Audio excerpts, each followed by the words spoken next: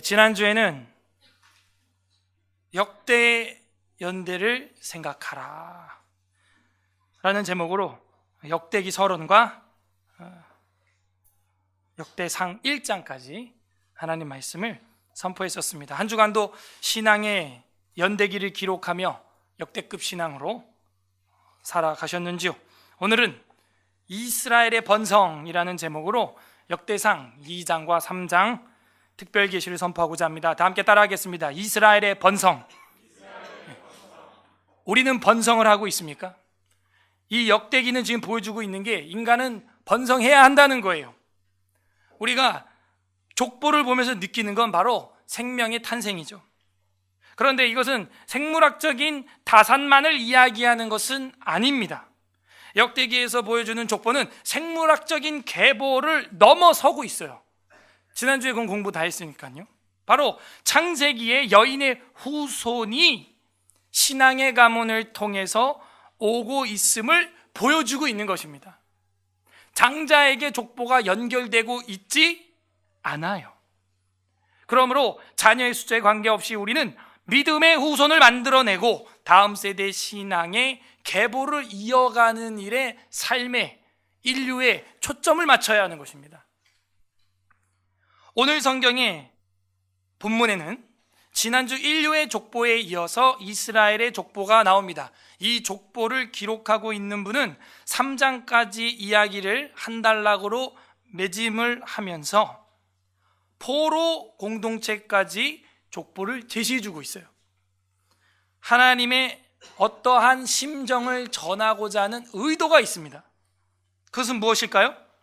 죄로 인해 넘어지고 무너지는 인간, 우리를, 저랑 여러분을 보시면서도 하나님은 여전히 자신의 이름을 위하여 여전히 하나님의 주권으로 택자들을 회복시킬 것을 역대기를 통해서 선포해 주시고 있습니다. 우리도 가정과 가문의 신앙 계보를 보게 되면 우리 집안과 나를 향한 하나님의 뜻을 발견하게 돼요. 하나님의 마음을 알아가게 된다는 것입니다. 여러분 가문의 계보에 족보에 간증이 다 있지 않습니까?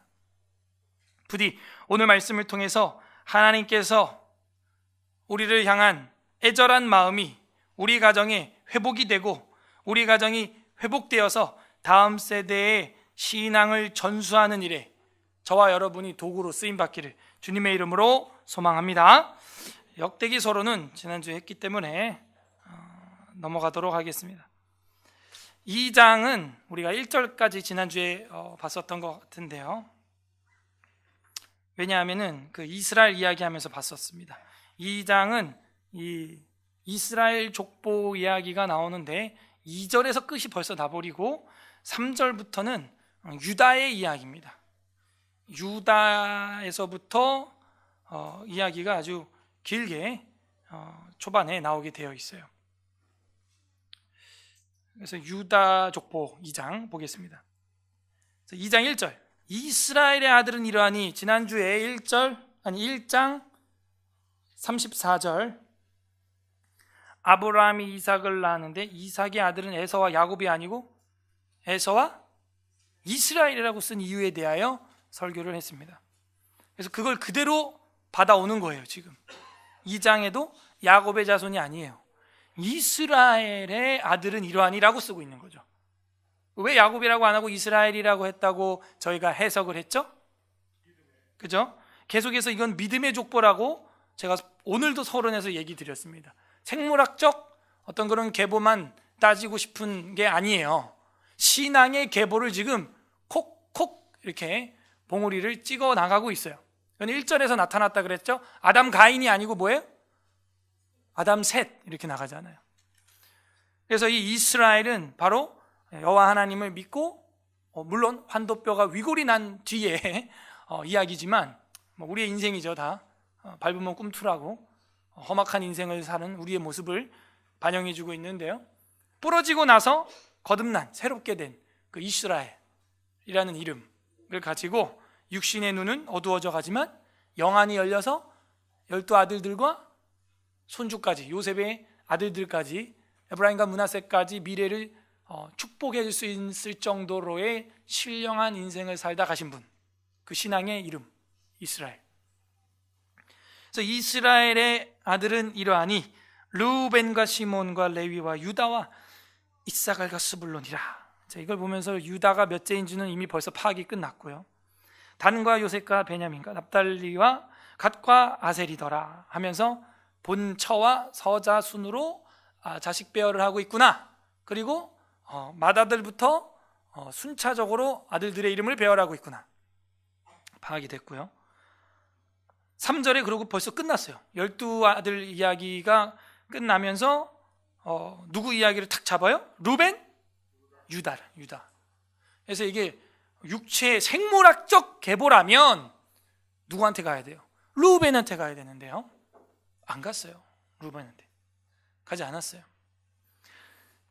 유다에게 갔다 이것입니다. 유다에게. 생물학적 계보로 간다면 에서에게 가야죠. 에서에게. 이스라엘에게 갔다 이거예요. 전 둘째입니다. 전 둘째예요. 위에 형님이 계시고, 여러분 여기 저희 교회는 마지가 많아요. 제가 보니까 엄청 많아요. 마지 대신 아들 딸분들 외동도 많고요. 저희 교회는 그래서 둘째 이런 분들이, 우리 영유아부들은 좀 있지만 이렇게 장성한 분들 중에서는 여기 둘째, 셋째, 넷째는 없어요. 거의 없습니다. 저희 교회. 근데 이제 둘째만 돼도 그 서러움이 있어요. 그거 아십니까? 형은 두 몫이고 늘 한 몸만 오는 거예요. 저한테는. 부모님들 입장은 있죠. 얘는 나이가 좀 있고 얘는 나이가 적으니까 나이가 좀 있는 애는 더 필요가 많을 테니 더 줄 수 있는 건데, 형평성에 있어서 둘째나 셋째나 넷째는 늘 그 상처로 남아 있습니다. 그게 옷도 새 걸 입어본 적이 없어요. 늘 이게 물려서 이렇게 입던 거, 신던 거. 아이들일 때는 그거 잘 모르지만요, 이제 머리가 크고 초등학교 들어갈 정도 나이가 되면 그런 것 때문에 막 스트레스를 많이 받습니다. 그 서자의 차자의 서러움이죠. 그런데 성경은요 그렇게 말하지 않아요. 믿음의 자녀에게 이어간다는 거예요. 믿음의 자녀에게, 야곱에게, 이스라엘에게, 그리고 첫째도 둘째도 셋째도 아닌 넷째 유다에게 이어가는 걸 볼 수가 있습니다. 유다가 잘한 건 하나 있죠. 베냐민이 정말 가족에서 완전히 이탈할 뻔할 그 찰나에 자신의 목숨을 던지죠. 유다가 요셉에게. 요셉인지 몰랐죠. 내가 종이 되겠나이다. 이런 모습, 이런 멋진 모습들, 그런 게 있어요. 물론 유다가 다 잘한 건 아니에요. 죄가 있죠. 요셉은 죄가 없겠습니까? 노아가 죄가 없겠어요? 다 죄가 있지만 그래도 믿음이 있는 쪽으로 하나님의 물길이 이렇게 흘러가요.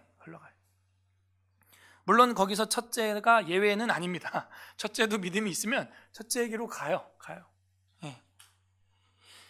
그래서 여기 3절에 유다가 나온 것이 이상치 않습니다. 역대기의 사관을 우리가 볼 때 이 역대기를 쓰는 사람은 지금 그렇게 쓰고 있구나, 우리는 알고 있어요. 유다의 아들들은 에르와, 이게 에르가 엘이죠. 에르와 오난과 셀라니, 이 사람들은 가나안 사람의 수아의 딸이 유다에게서 낳아준 자요.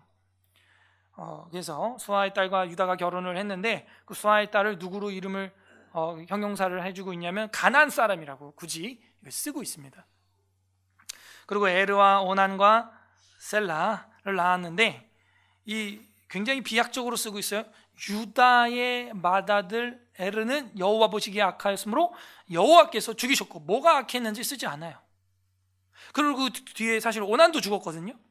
그건 아예 쓰지도 않고 있고. 그래서 이 범죄의 이유에 대해서는 굉장히 과감하게 생략을 하고 있습니다. 창세기에 보면은 다 나와 있거든요. 이런 것들이. 그 오난이 형수에게 들어가서 계대 혼인법에 따라 아이를 생산하지 않은 의도적인 그 재산 탐욕의 문제, 이런 것들이 다 있는데 굉장히 이런 거는 생략을 하고 범죄 이유들을 구체적으로 쓰지는 않아요. 그러나 이 모든 죄악에 대해서 어디에 초점이 맞춰지냐면 가나안 사람이라는 거예요. 이런 관점은 역대기를 볼 때 보입니다. 왜냐하면 우리가 역대기를 쓴 저자를 누구일 수도 있다고 유출했죠? 에스라의 가능성이 굉장히 높다고 에스라서와 역대기에 나오는 공통되는 히브리어 단어들을 우리가 이렇게 보면서 지난주에 성경적 해석을 했습니다.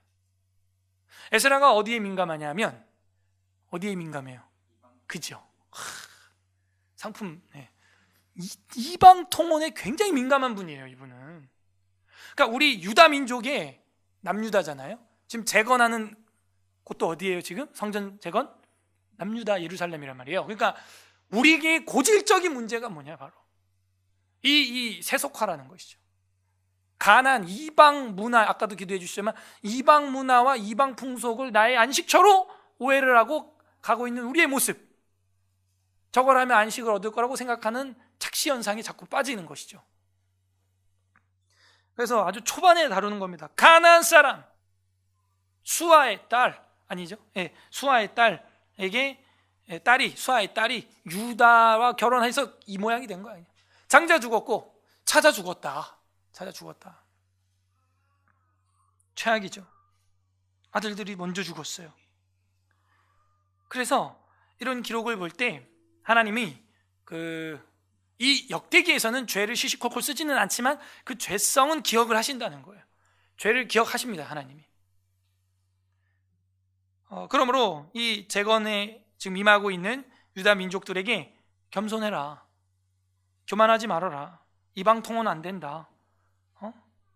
우리 조상 시조 유다 책망을 지금 하면서 국가 유다 책망을 하는 것이죠. 4절, 유다의 며느리 다말이 유다에게 베레스와 세라를 낳았다 하면서 유다에게 낳은 아이들을 손주가 아니라 아들로 지금 취급을 하고 있어요. 유다의 아들이 모두 5이더라 이렇게 말하고 있잖아요. 그죠? 그러니까 손주가 아니라 아들로 취급하고 있는 거예요. 며느리와 시아버지 사이에서 아이가 나왔다. 그것만 보면 이제 너무 쇼킹이죠. 물론 쇼킹입니다. 이거는 타락한 인간들이 저지르는 죄악을 보여주고 있어요. 근데 여기 유다의 잘못이 또 들어있는 거예요. 유다가 뭘 잘못했느냐? 가나안 여인과 결혼을 했고 또 다른 지역에 나가서 창년 줄 알고 관계를 맺다가 결국에는 이렇게 된 건데, 다말 쪽에서는 사실 할 말이 많죠. 셋째 아들 셀라가 분명히 있는데 남편으로 주지 않았어요. 그러니까 이런 건 우리가 창세기 지금 구약을 총동원해서 역대기를 다 봐야 됩니다. 그렇기 때문에 다말은 지금 할 일을 최선을 다한 겁니다. 대를 잇기 위해서. 유다가 스스로 자기의 육신의 소욕으로 말미암아 자신의 의도와는 관계없이 이렇게 자녀들을 낳게 되었습니다. 그리고 5절에 베레스로 탁 이어지죠. 베레스와 세라를 낳았다. 여긴 또 이제 장자로 이어졌어요. 베레스의 아들 이렇게 나오죠. 베레스의 아들은 헤스론과 하물이요, 세라의 아들은 시므리와 에단과 헤만과 갈골과 다란이 모두 5사람이다. 갈미의 아들은 아갈이니 그는 진멸시킬 물건을 범하여 이스라엘을 괴롭힌 자이며. 아갈이 누구예요? 아갈. 어떻게 하셨어요? 스토리 봐도 아간이죠 이게. 근데 왜 아갈이라 그랬을까요? 이렇게 돌려가지고 이렇게 긁었나? 쓰다가 언어 유희예요. 언어 유희. 아간의 집안이 어디서 다 돌팔매 맞아 불태워 죽었어요? 아골. 그래서 아콜. 그래서 이제 아간이 거기서 죽어서 아칼 이렇게 된 겁니다 지금. 그래서 아골의 언어 유희예요. 그래서 아골 골짜기. 그래서 죽은 아간, 이거를 우리가 압축을 하면 아칼 이렇게 되는 거예요. 그래서 그 아간. 근데 이 아간이 또 어느 지파예요? 유다 지파예요. 유다 지파. 그래서 이 아간, 이 고통이라고 하는 이제 뜻을 가지고 있는데요. 여기서 이제 키워드가, 역대기의 키워드가 나옵니다. 이 절에서. 아갈이니 그는 진멸시킬 물건을 뭐한 자요? 범하여 이스라엘을 괴롭힌 자다. 그래서 범하다라는 말이 히브리어로 마알이라고 하는 이 히브리어인데, 이게 범하다라는 말보다는 사실 충성되지 못하게 행하다 이런 뜻이에요. 불성실하게 행하다. 하나님 앞에서 의무를 다하지 못했다 이 얘기예요. 하면서 이 역사가는 지금 유다 민족의 어떤 사명에 초점을 맞추고 있는 거예요. 사명에. 아셨어요? 어떤 죄악을 까발리고 거기에 지금 사가가 지금 초점을 맞추고 있는 게 아니에요. 물론 죄성에 대해, 죄에 대해 지적을 하지만 그걸 다 적나라하게 쓰지 않아요. 그러면서도 한 가지 뭘 이렇게 부각시키냐면 하나님 앞에서 의무를 다하지 못했다. 마알. 다시 이걸 번역을 하면 갈미의 아들인 아가리니 그는 진멸시킨 물건을 충실하게 진멸시키지 못했다. 하나님 앞에서 의무를 다하지 못하여 이스라엘을 괴롭힌 자이며, 이렇게 얘기하면 더 원어에 가깝습니다. 불성실했다 이거예요. 유다의 성실은 무엇일까요? 하나님이 이스라엘을 택한 목적이 뭐예요? 구약의 축, 그죠? 출애굽기 19장. 그럼 뭘 해야 됐었어요? 하나님 앞에서 충실하게 다리 역할을 감당하고 하나님과 잘 연결되어서 그것을 세상의 가나안 지역에 보여줬어야 됐죠. 근데 오히려 그 탐욕의 눈이 가려져서 가나안 문화에 역공격을 당하여 마알, 충성되지 못하게 행하였다라는 이 단어가 역대상하서에 계속 나옵니다. 계속 나와요. 5장 25절에도 나오고 9장 1절에도 나오고 10장 13절에도 나오고 역대하 12장 2절 26장 16절 나중에 녹화된 거 들으세요. 18절 28장 19절 28장 22절 29장 6절 29장 19절 30장 7절 33장 19절 36장 14절 끝까지 역대하까지 요 단어 충성치 못하게 행해서 우리가 이 모양 이 꼴이 되었다. 그게 이제 역대하 고레스 칙령까지 쫙 가는 거예요. 우리의 역사가 이렇게 가고 이래서 잘못됐다 지금. 그래서 이 범하여라고 하는 말, 마알, 충성되지 못했다. 8절 에단의 아들은 아사랴더라 하면서 지금 3절에서 8절까지가 유다에서 헤스론까지의 이야기고 9절부터 17절까지가 헤스론으로부터 다윗까지의 이야기입니다. 9절 헤스론이 낳은 아들은 여라무엘과 람은 둘째예요. 이거 기억해 두세요. 글루베라 그래놓고 여라무엘을 다루지 않고 람은 이렇게 나가요. 여긴 또 둘째한테 갔어요. 암미다답을 낳고 암미다답은 나손을 낳았으니 나손은 유다 자손의 방백이며 나손은 살마를 낳았고 살몬 낳았고 살몬은 보아스를 낳았고 보아스는 오벳을 낳았고 오벳은 이새를 낳았고 이새는 여기까지는 룻기 4장을 정확히 딱 채용한 거죠. 그러니까 지금 이거 역대기를 쓰고 있는 분은 구약 창세기부터 뭐 척척척 다 꿰고 있는 분이에요. 지금 보아스는 오벳을 낳고 오벳은 이새를 낳았고 13절 이새는 맏아들 엘리압과 둘째 아비나답과 셋째로 시므아와 넷째로 느다넬과 다섯째로 라떼와 여섯째로 오셈과 그런데 다 아니고 일곱째로 다윗을 낳았으며 이렇게 되죠. 그러고 나서 18절에 헤스론 이야기를 더 길게 합니다. 왜 다윗 얘기 바로 안 나올까요? 다윗 얘기는 굉장히 길게 나와요.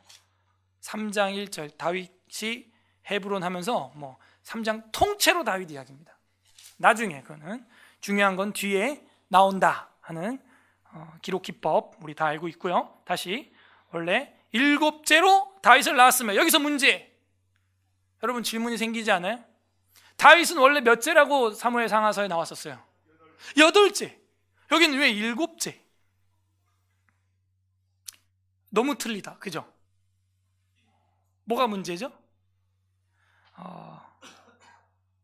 그래서 이제 많은 학자들이 어떻게 보냐면 원래 형이 한 명 더 있었어요. 근데 자식이 없이 일찍 죽었다는 거예요. 죽었다. 그렇게 보는 학자들이 지배적이고 노 목사님도 그렇게 보시는 것 같아요. 저도 그렇습니다. 그렇게 봅니다. 그리고 여기 보시면요 27장 18절 보세요. 27장 18절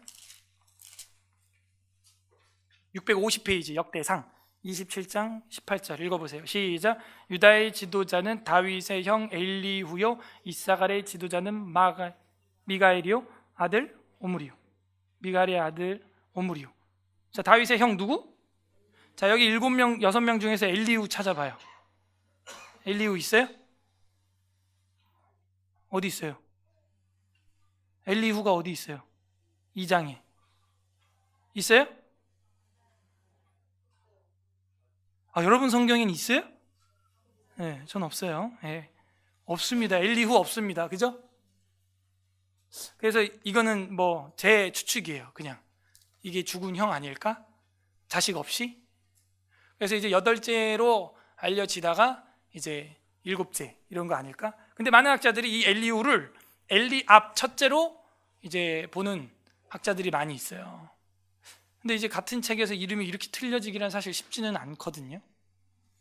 어쨌건 엘리후가 엘리압이어도 어쨌건 어떤 한 형이 있었는데 이제 세상을 달리했다, 그렇게 봅니다. 저도 사실 형이 3명이에요. 왜 3명? 저희 집은 남자만 4명. 근데 첫째, 둘째 다 죽었고, 그다음에 저희 형이 있는데 저를 넷째라고 하지 않죠. 지금은. 지금 그냥 둘째, 아들 둘이다, 형 하나 있다 이러지. 그죠? 여러분들도 이제 형제들이 세상을 일찍 떠난 분들이, 또 어렸을 때, 아기 때 떠난 가정이 많아요. 저희 아버지 시대는 많았던 것 같아요. 저희 때도. 그래서 그런 식으로 좀 보면 되겠어요. 근데 말하고자 하는 것은, 더 중요한 건 이거예요. 뭐 형이 있었는데 죽었건 뭐 살았건 간에 믿음이 엘리압도 아니요 아비나답도 아니요, 이거 아니라는 것은 또 사무엘이 사인해 줬어요. 사무엘상에서 보면 저도 아니라 지나가라, 둘째 저것도 아니다 지나가라, 셋째 저것도 아니라 지나가라, 넷째, 다섯째, 여섯째, 일곱째 지나가라. 아들 없어요 이제. 그러니까 이새가 뭐라 그래요? 저기 집에서 양치기 하고 있는 애 하나 있는데 그것도 보여줘야 돼? 그거 데려와 보라고. 이가 여호와께서 기뻐하시는 자라면서 기름을 탁 붓는 거예요. 와, 몇 명 낳으니까 역사가 일어나요? 네, 갑자기 좀 대답하기가 부담되죠. 이런 일도 있어요. 뭐 첫째로, 둘째로, 셋째로, 람으로 뭐 가기도 하고 하는데, 또 이런 경우도 있는 거예요. 이 7째, 8째로 가는 경우도 있구나. 모세도 셋째고요, 노 목사님도 셋째인가 넷째인가 그러시고, 감리교 창신자 요한 웨슬리는 15째예요 15째로. 일부 다 처지한 게 아니고요, 1처에서. 그러니까 우리 교회에 정말 훗날, 저랑 여러분은 세상 떠나고 나서 뭐 증손주 때, 고손주 때 우리 교회에도 좀 우리가 희망을 가져보려면 사실은 이 작업을 해야 되는 겁니다. 최초의 하나님의 명령, 생육하고 번성하라. 그러나 생육하고 번성하면서도 어떻게 해야 돼요? 믿음의 자녀로, 믿음의 계보로 키워나가야 됩니다. 다윗이 착하니까 집에서 그렇게 양치고 염소치고 곰이나 이리가 물어가려고 할 때 돌팔매로 그냥 지켜내고, 착하니까 그렇게 했겠죠. 그래서 그런 착한 양심을 가진 자녀들을 우리가 키워내야 합니다. 키워내야 돼요. 이 다윗이 나옴으로 말미암아 하나님 앞에서 충성되이 행하게 됩니다. 그래서 다윗이 어디로 가든지 여호와께서 형통하게 하셨더라 하면서 사무엘 하 8장에 다윗의 왕조 통치 조직이 탁 나오면서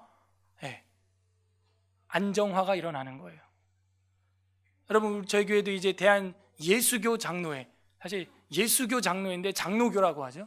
장로교가 아니에요. 사실 예수교 장로회입니다. 그래서 우린 예수교예요. 근데 성경적 통치 시스템이, 정치 시스템이 장로회가 맞다고 보니까 장로회를 하는 거죠, 성경적으로. 그래서 이제 장로님을 세우고 제가 위임 목사가 되고 총대를 세우고 총회에 참석하게 되고, 이렇게 되는 것은 뭘 보여주는 거냐면 저희 교회가 7년 만에 이제 조직적으로 자립해 가면서 안정기에 들어가고 있다, 이걸 보여주고 있는 거죠. 다윗 시대에 그런 일들이 일어납니다. 16절, 그들의 자매는 스루야와 아비가일이라. 스루야의 아들은 아비세와 요압과 아사엘. 우리가 잘 알고 있죠. 이 삼총사 삼형제요. 17절 아비가일은 아마샤를 낳았으니 아마샤의 아버지는 이스마엘 사람 예델이었더라. 다 친척관계라는 걸 알 수가 있습니다. 18절부터 24절까지는 갈렙의 자손이 나오는데 아무리 봐도 이 갈렙은 여호수아와 갈렙 같지는 않아요. 다른 갈렙 같아요. 왜냐하면 엄마 이름이 틀려요. 헤스론의 아들 갈렙이 그의 아내 아수바와 여리오덱에서, 또 아내도 둘이죠, 아들을 낳았으니 그가 낳은 아들은 예셀과 소밥과 아르돈이며, 아수바가 죽은 후에 갈렙이 또 에브라스에게 장가를 들었더니 에브라시 그에게 후를 낳아 주었고, 그래서 이 에브랏 뭐 이런 이름들이 다 지명이 되고 나라가 되고 뭐 이렇죠. 웬만하면 여자 이름으로 지명이 되지 않는데 여자 이름으로 유명한 경우에는 또 지명도 믿음의 사람에게는 또 됩니다. 그게 훌은 우리를 낳았고 우리는 브살레를 낳았다. 그래서 이거는 굉장히 여호수아 갈렙 이전의 어떤 더 이전의 사람입니다. 이 브살레는 성막을 감독 지휘했던 사람이거든요. 그 후에 헤스론이 60세의 길르앗의 아버지 마길의 딸에게 장가를 들어 동침하였더니 그가 수굽을 헤스론에게 낳아주며 수굽은 야일을 낳고 야일은 길르앗 땅에서 23 성읍을 가졌더니 구술과 아람이 야일의 성읍들과 그낫과 그에 딸린 성읍들 모두 60을 그에게서 빼앗았으며 이들은 다 길르앗의 아버지 마길의 자손이었더라. 헤스론이 갈렙 에브라다에서 죽은 후에 그의 아내 아비아가 그로 말미암아 아수르를 낳았으니 아수르는 드고아의 아버지였더라. 헤스론의 맏아들 여라무엘의 아들은 맏아들 람과 그 다음 브나와 오렌과 오셉과 아이야며, 여라무엘은 다른 아내가 있었으니 이름이 아다라라. 그는 오남의 어머니더라. 27절 여라무엘의 맏아들 람의 아들은 마스와 야민과 에게리요, 오남의 아들들은 삼메와 야다요, 삼메의 아들은 나답과 아비수이며, 아비술의 아내는 이름은 아비하일이라. 아비하일이 아반과 몰릿을 그에게서 낳아줬으며, 나답의 아들들은 세렉과 아빠임이라. 셀렛은 아들이 없이 죽었고, 아빠임의 아들은 이시요, 이시의 아들은 세산이요, 세산의 아들은 알레요, 삼메의 아우는 야다의 아들들은 예델과 요나단이라. 예델은 아들이 없이 죽었고 요나단의 아들들은 베렉과 사사라.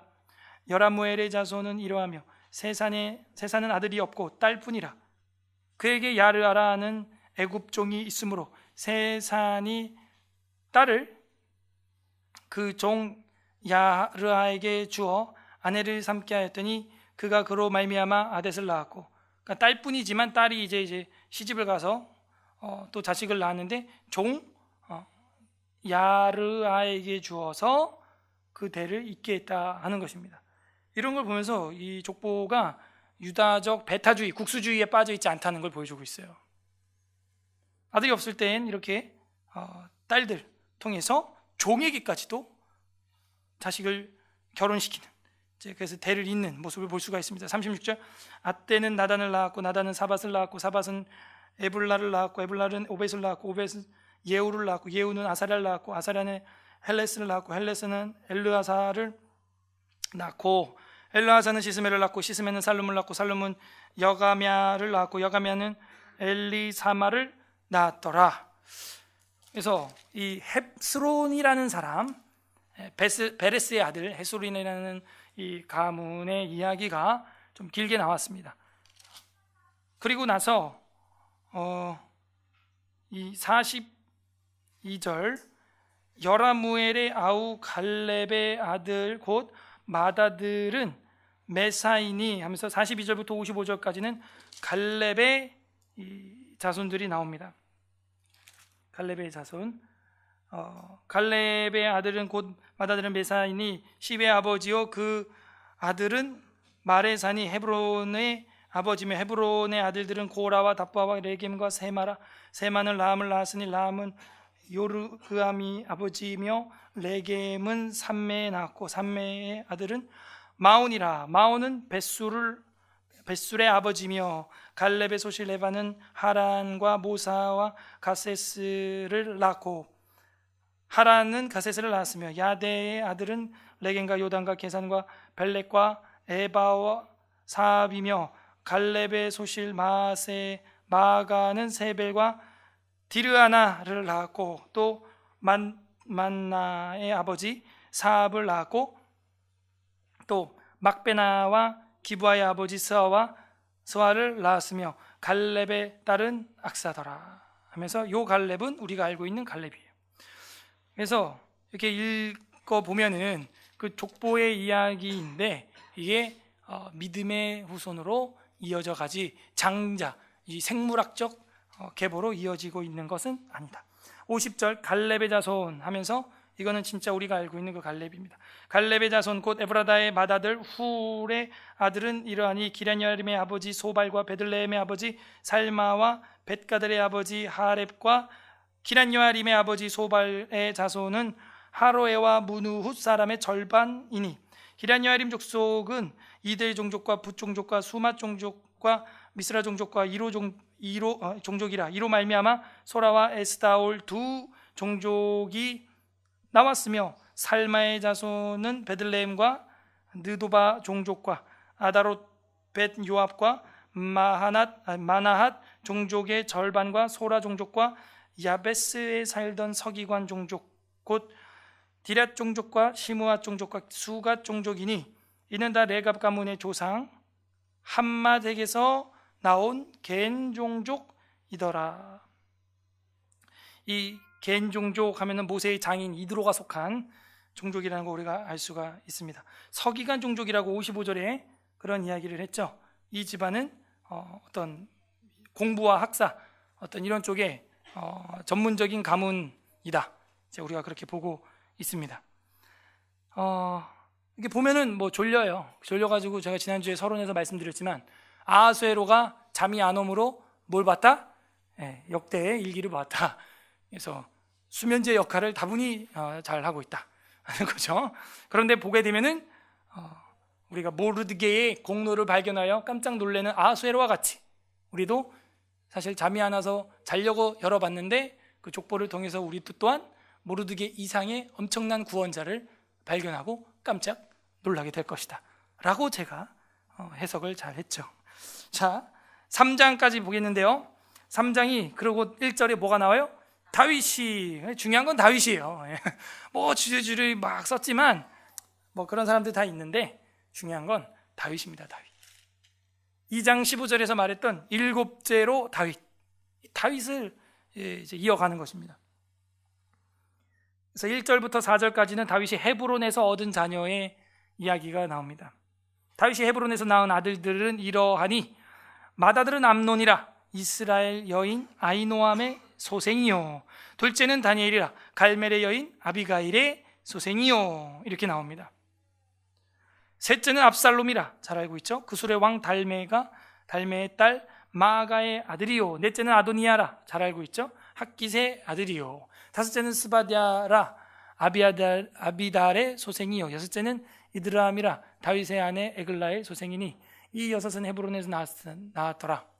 다윗이 거기서 7년 6개월을 다스렸고 예루살렘에서 33년을 다스렸으며 예루살렘에서 그가 낳은 아들들은 이러하니 그러니까 헤브론과 예루살렘 차이는 뭐냐면 헤브론은 지방 도지사 정도고 예루살렘은 통일왕국을 이뤘던 기간을 말하는 겁니다. 5절 예루살렘에서 그가 낳은 아들들은 이러하니 시므와 소박과 나단과 솔로몬 네 사람은 다 암미엘의 딸 바수아의 소생이요 바수아 누구예요? 바세바. 와 그러면 이게 뭐예요? 지금 헤브론에서 낳았던 장자, 차자, 셋째, 넷째도 다섯째도 아닌 그것도 아닌 시므와 소밥과 나단과 솔로몬 하면서 바세아로부터 태어난 자녀 솔로몬. 이 서열로 봐도 한참 밑에고 다른 쪽에 있는 이 솔로몬에게 믿음의 족보가 이어가는 걸 볼 수가 있습니다. 솔로몬. 또 이팔과 엘리사마와 엘리벨렉과 노가와 네벡과 야비야와 8절 엘리사마와 엘라다와 엘리벨렛 9사람은 다 다윗의 아들이요 그의 누이는 다말이며 이외에 또 소실의 아들이 있었더라. 10절은 이제 솔로몬부터 요시야까지를 아주 압축하고 있습니다.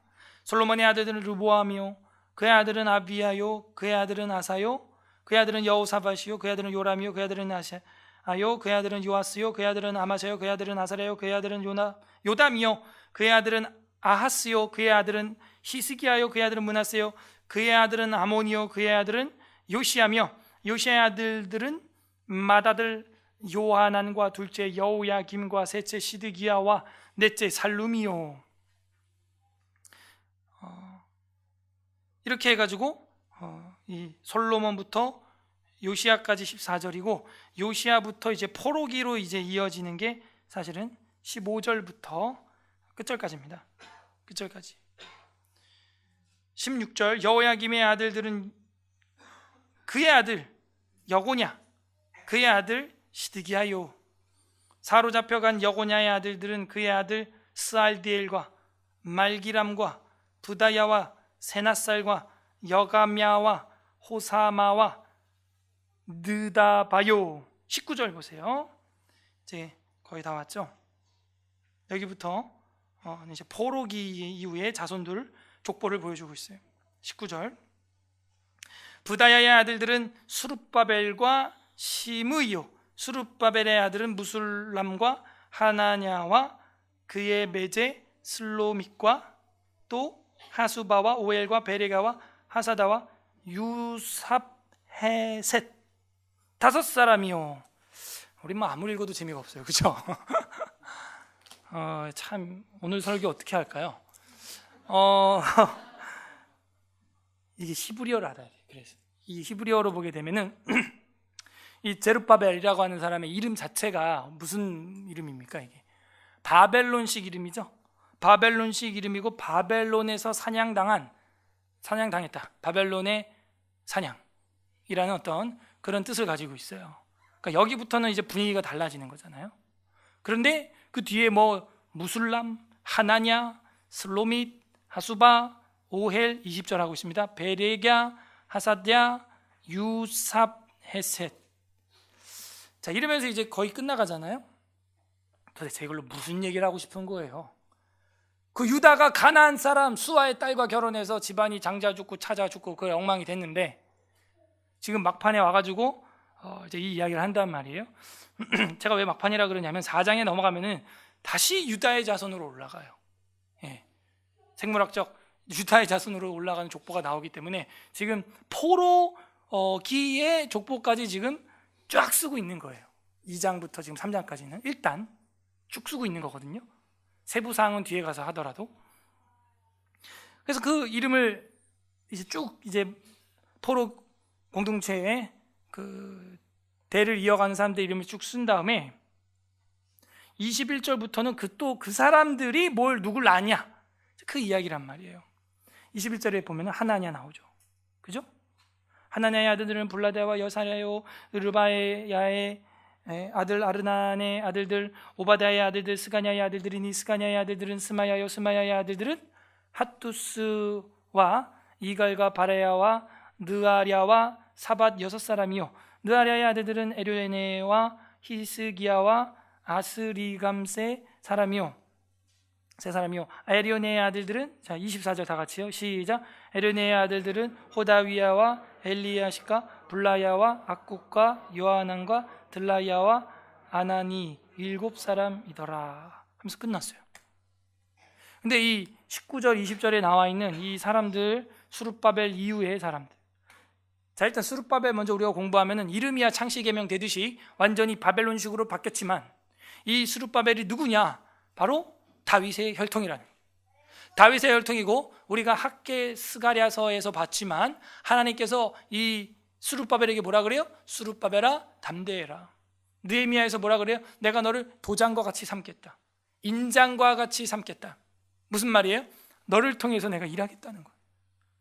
담대하라 그러면서 뭐라 그래요? 태산이 무엇이냐?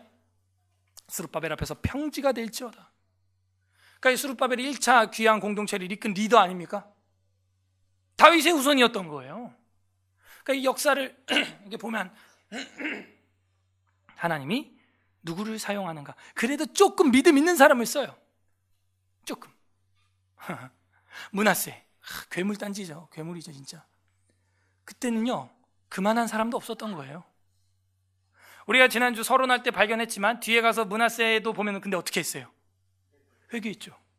그래서 여호와께서 다시 왕직을 회복시켜 주셨더라, 이렇게 나온단 말이에요. 그나마 믿음이 그래도 그나마 있던 사람을 하나님이 그나마 쓴다는 거예요. 그나마 그런 사람들. 그러면서 이 스룹바벨을, 다윗의 후손을 하나님이 쓰신 다음에 무술람 하나냐, 이 무술람이 히브리어로 회복되다 이런 뜻이에요. 근데 여기서 그치지 않아요. 19절에 하나냐 하는 것은 여호와는 자비로우시다, 하나님은 자비로우시다, 하나냐 이런 뜻이에요. 메제가 슬로밋, 슬로밋은 평화 이런 뜻이에요. 또 하수바, 하수바 뜻은 뭐예요? 존귀하게 여기신다 이런 뜻이에요. 존귀하게 여기신다, 하수바. 오헬, 20절에 오헬 하는 것은 장막 이런 뜻이에요. 성막, 텐트, 장막. 여호와께서 이제 우리의 장막이 되어주실 것이다. 베레기야 하는 것은 여호와께서 축복이 아니죠. 여호와께서 복을 주신다 이런 뜻이고, 하사디아라는 뜻은 여호와께서는 자비로우시다. 마지막 유삽 헤셋, 정말 이거 발음하기 힘드네요. 유삽 헤셋, 헤세드 이런 단어에서 온 이름이거든요. 여호와는 언약적 사랑이신데 이게 유삽 헤세드 이러면은 언약적 사랑이 다시 돌아온다 이런 뜻이에요. 하나님의 그 언약적 사랑이 돌아온다. 그러면서 탁 끝나는 거예요. 그러면 이 역대기를 언제 썼는지 우리가 알기 때문에 지금 역사가가 어떻게 쓰고 있냐면은 유다의 죄악으로 이야기를 쫙 시작하다가 포로까지 와가지고는 마지막엔 어떻게 하신다? 하나님이 회복시키시고 자비로우시고 자비를 베푸시고 평화를 베푸시고 존귀하게 여겨주시고 장막이 되어주시고 복을 주시고 하나님의 그 언약적 사랑을 우리 민족에게 다시 돌아오게 해주실 것이다 라는 거를 그 족보를 통해서 말을 하고 있는 거예요. 그래서 이 이스라엘의 번성은 뭘 보여주냐면요, 단지 애들을 낳았다 그게 아니라 결국 그 여인의 후손들을 통해서, 물론 그 여인의 후손들이 죄악을 저지르지만 그 중에 믿는 택자들을 통해서 하나님이 이렇게 자비와 회복과 평화와 존귀와 언약적 사랑을 회복시켜 주시는구나 라는 걸 이 족보에서 암시를 해주고 있는 거예요. 암시. 그래서 이게 어디로 가서 빡 터지는 거예요? 역대하 30장 마지막에 가면은 고레스 칙령에서 탁 그게 이루어지는 거죠. 하나님은 이렇게 우리를 회복시키실 것이다. 오늘 본문을 좀 정리를 해보면 이스라엘의 번성의 의미가 있습니다. 첫 번째, 여전한 아담의 후손인 죄인이라는 걸 일단 보여줍니다. 가나안 문화, 세속화 문화에 우리가 쉽게 넘어지는 아담의 후손이라는 걸 이 번성을 통해서 우리에게 보여주고 있어요. 아, 우리는 여전한 죄인이구나. 죄를 짓는구나 우리가. 근데 이제 역대기에서는 그런 이렇게 추한 모습들을 많이 이제 지우고 있는 거죠. 두 번째로 이 이스라엘의 번성의 의미는 육신의 혈통 장자가 아니라 믿음의 자손을 통해서 일하십니다. 그가 장자라면 그 장자를 통해서 일하는 거죠. 그걸 보여주고 있어요. 이스라엘의 번성을 우리가 이렇게 한눈에 탁 두 장 만에 보면서 그걸 탁 뽑아내는 게 오늘 성경을 제대로 본 거예요. 세 번째는 이스라엘의 번성의 의미가 어떤 의미가 있냐면 역사에 역시 하나님이 공의만 나타나는 게 아니라 자비, 사랑, 평화, 인애로우심, 회복시키심. 그래서 역시 하나님은 사랑이시구나. 사랑의 하나님도 맞지만 하나님은 역시 사랑이시구나 하는 것을 이스라엘의 번성을 보면서 우리는 알게 돼요. 이걸 제일 잘 요약해 준 분이 바로 요나 선지자입니다. 요나 4장 1절 우리 다 같이 보겠습니다. 호요라 모변미 했대. 요나 4장 1절.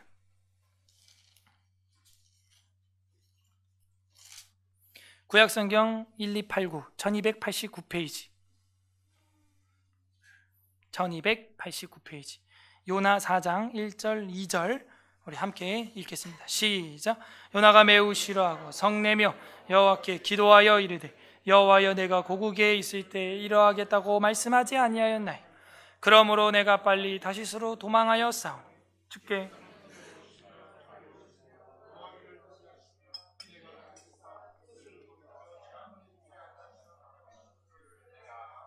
내가 알았습니다. 그 내가가 누구냐면 별로 성격도 좋지 않은, 매우 싫어하고 화내고 성내고 분내고 있는, 분노 조절 장애를 가지고 있는 저와 여러분 같은 그런 요나도 뭐는 알고 있다는 거예요? 여호와는 자비롭고 은혜롭고 노하기를 더디하시고 인애가 크시고 재앙을 돌이키시고 그 사랑을 헤세드를 우리에게로 돌아오게 하시는 그런 하나님이라는 것을 이 분노 조절 장애 선지자도 알고 있다는 거예요. 그 정도는. 네. 이게 하나님의 성품이에요. 성품. 여기서 우리는 묵상이 되는 거예요. 우리의 인생을 보면 참 고통이 많아요. 그죠? 우리 인생을 보게 되면은 스트레스가 많죠. 우리의 인생을 보면 참 험악한 일들이 많죠. 야곱처럼, 이스라엘처럼. 그럼에도 불구하고 이 역사의 끝에는 하나님께서 자신의 주권을 딱 드러내신다는 거예요. 아담의 후손들의 이 절망적 상황에서 하나님은 자신의 주권을 딱 드러내서 회복을 시켜준다는 거예요. 결국 우리가 이렇게 살다가 어떻게 되는 거예요? 네, 하나님 앞에 구원받는 거죠. 하나님 앞에 사랑의 나라로 들어가는 것이죠. 결국은 그래요. 끝은 좋아요. 네, 끝은.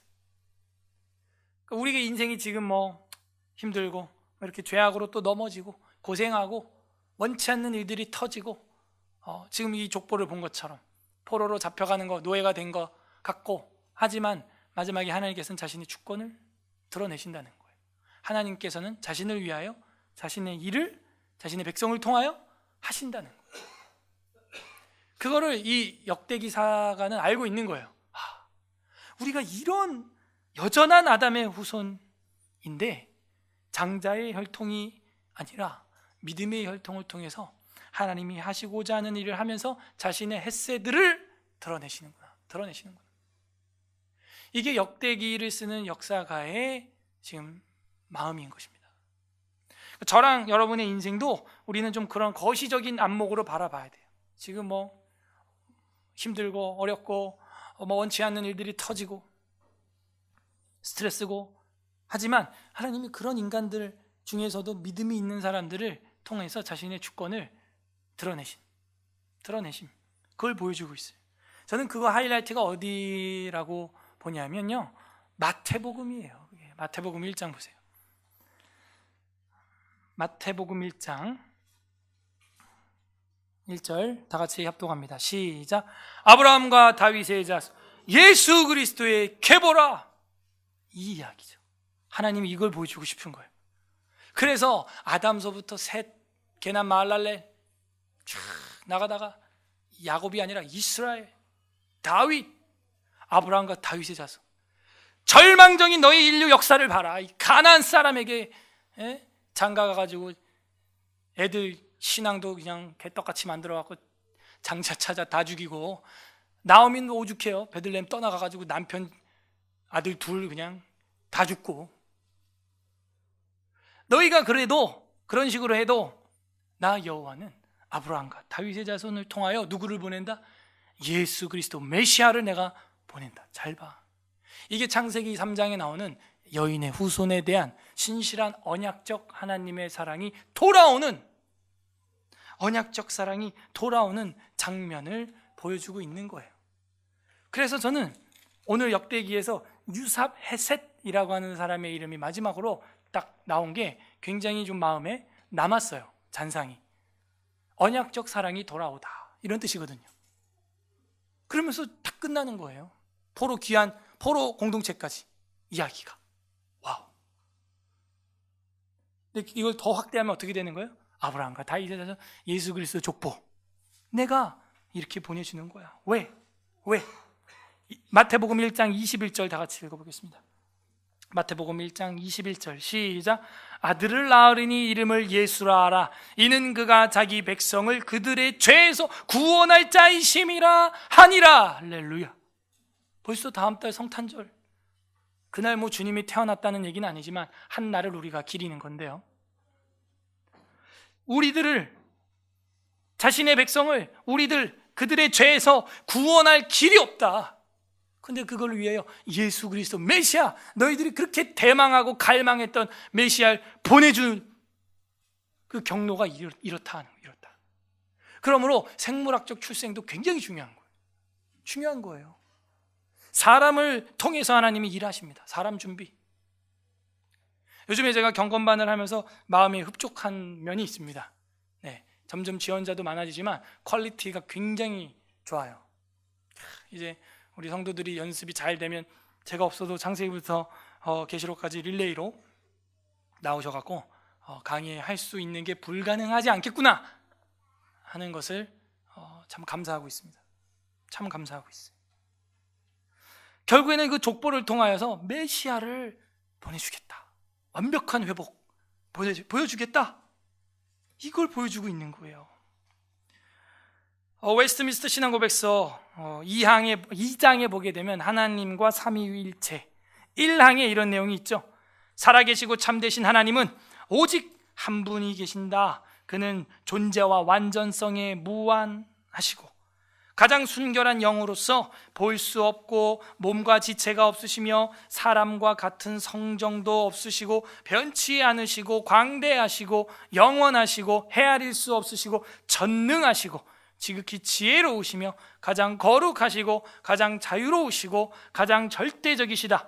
그는 모든 일을 자신의 변함 없으시고 가장 의로운 뜻대로 계획을 따라 행하시되 자신의 영광을 위하여 하신다. 그죠? 자신의 영광을 위해서 그렇게 일을 하시는 거예요. 그는 가장 사랑이 많으시고, 오늘 이야기하고 싶은 대목 중에 하나입니다. 유사 헤셋. 가장 사랑이 많으시고 은혜로우시며 긍휼이 많으시고 오래 참으시며, 요나가 얘기한 거죠. 인자와 진실이 많으시고 그런데 죄악과 죄과와 죄를 용서하시고 하시는데 자기를 부지런히 찾는 자들에게 상을 주시는 이시다. 동시에 그의 심판은 가장 공의롭고 무서우며 모든 죄를 미워하시고 결단코 사면하지 않으시는 분이시다. 그 두 가지를 보여주는 거예요. 죄를 기억하시지만 용서하시고 죄과를 용서하시는 하나님이시다. 오늘 역대기 족보를 보시면서 마태복음까지 이렇게 보시면서 어떤 하나님 마음이 보이십니까? 자비로우시고 인애로우신 사랑의 하나님 역시 오늘도 우리가 발견해야 되는 거예요. 하나님께서 결국에는 그 가나안 사람에게 장가들었던 유다, 하지만 그 후손을 통해서 우리에게 유삽헤셋, 언약적 사랑을 돌아오게 하시고 다윗과 아브라함의 자손을 통하여서 이 메시아를 우리에게 보내주사 완전한 이 절망의 문제를 해결해 주셨구나. 각자 적용을 해보시기를 바랍니다. 우리 삶 가운데서 이 하나님의 성품이 발산되고 있습니까? 성도의 교통 암송구절 외면을 보게 되면은 보이는 바 형제를 사랑하지 않는 자는 보이지 않는 바 하나님을 사랑할 수 없느니라. 이것은 거짓말하는 자다. 보이는 바 형제와 자매를 사랑하지 못하면서 보이지 않는 하나님을 사랑한다? 그건 거짓말이라는 거예요. 거짓말. 우리는 이 하나님의 헤세드, 하나님의 사랑을 보여주고 있습니까? 그러면 우리는 번성하는 거예요. 뭐가? 믿음이.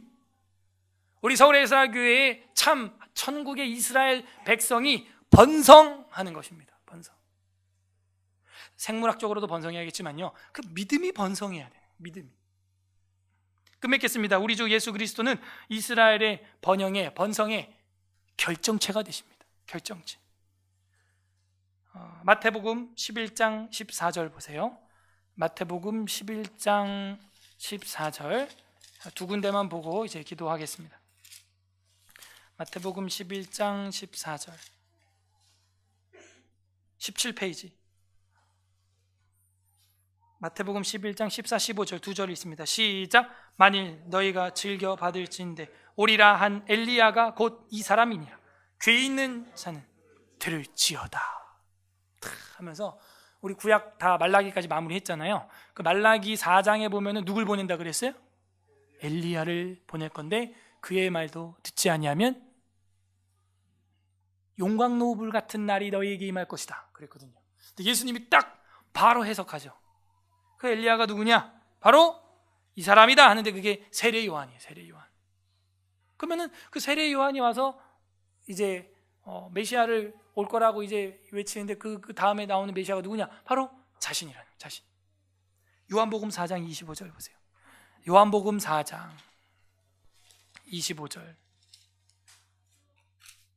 요한복음 4장 25절 148페이지 25절 26절 우리 두 절 한 목소리로 읽겠습니다. 시작.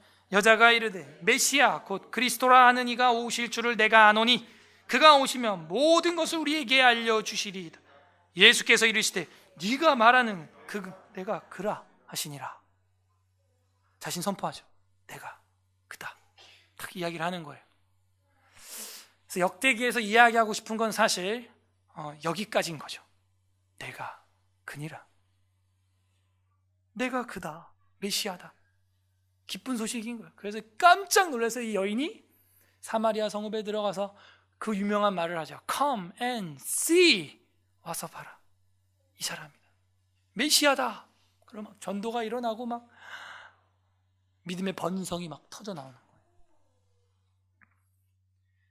부디 오늘 말씀을 우리는 가슴에 새겨야겠습니다. 이 믿음의 족보 계보를 통하여 하시고자 하는 하나님의 사랑의 언어가 있구나. 저랑 여러분은 신앙이 번성하고 있는가? 우리 가문의 집안에 이 믿음의 계보가 흘러가고 있는가? 우리는 그걸 발견해야 됩니다. 우리는 진정한 번성을 하고 있는가? 우리 교회는, 우리 가정은, 나 개인의 신앙은 정말 믿음을 누군가에게 전수하여 제자 삼고 있는가? 그게 뭐 이웃이라고 할지라도 말이죠. 부디 오늘 말씀을 우리가 가슴에 새김으로 말미암아 하나님의 그 사랑하심이 저와 여러분에게 이루어지고 저와 여러분을 통하여 진정한 믿음의 신앙의 후손이 번성되기를 주님의 이름으로 간절히 소망합니다. 우리는 번성하고 있습니까? 역대상 2장과 3장 우리 설교 말씀을 생각하면서 읽어보겠습니다. 제2장. 아멘. 우리 이 시간 말씀을 생각하면서 기도가 있으면 좋겠습니다. 첫 번째, 하나님, 믿음이 좀 있고 정의를 조금 우리가 행한다고 해도 여전히 저희는 요나와 같은 죄인입니다. 여전히 유다와 같은 죄인입니다. 하나님, 신천적인 무신론자로 살아갔던 우리의 이 죄된 본성들 다시 한번 자백합니다. 용서하여 주옵소서. 회개하는 기도 올려드렸으면 좋겠고, 두 번째로는 개인과 교회와 가정이 믿음의 계보를 이어가고 끊어지지 않게 최선을 다하게 하여 주시옵소서. 그래서 생물학적인 번성뿐만이 아니고 신앙의 번성이 개인과 교회와 가정에 대대로 이어갈 수 있도록 두 번째 그렇게 기도해 주시고, 세 번째로는 감사했으면 좋겠습니다. 하나님, 우리를 위해서 결국 이 족보를 통하여 아브라함과 다윗의 자손 예수 그리스도를 보내주심에 정말 감사드립니다. 인류의 소망 되시고 빛 되신 주님 감사합니다 하면서 이 족보에 대하여 오늘 우리에게 계시를 주시는 하나님께 감사를 올려드렸으면 좋겠습니다. 회개와 간구와 감사 올려드리겠습니다. 기도합니다. 하나님 감사합니다. 주님 은혜 가운데 말씀으로 저희를 오늘도 가르쳐 주시니 감사드립니다. 이 족보를 통하여서 구약 전체와